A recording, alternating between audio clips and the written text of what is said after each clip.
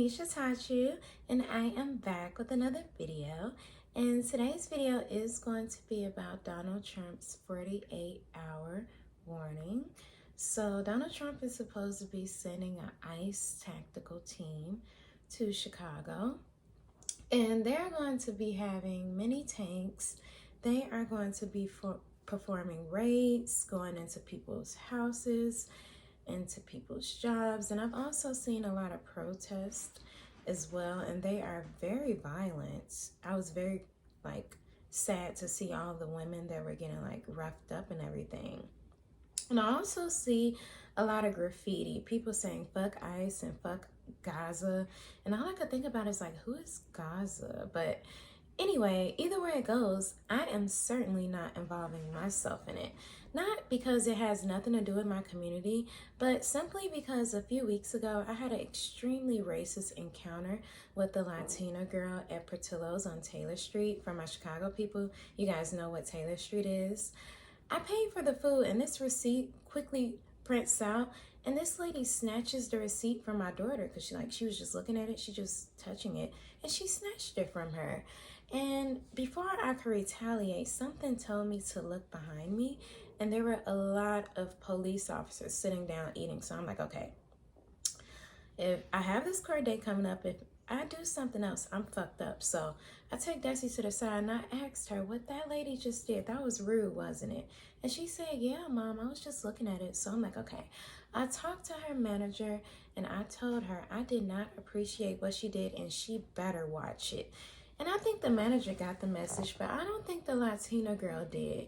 You guys come over here and you treat us like shit, and now you're the one that's getting treated like shit, and you deserve it. And I know that sounds very mean, but this is Chicago, okay? I would say about 90% of the Latinos hate Black people.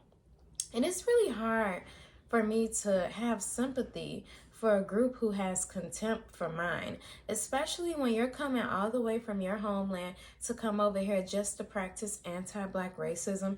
You can do that shit where you're from. I also wanted to point out that I've seen a lot of Black celebrities, speaking out against ICE, saying fuck ICE as well. And I understand, the Black celebrities, they gotta do what they gotta do with their platform to keep their fan base or whatever.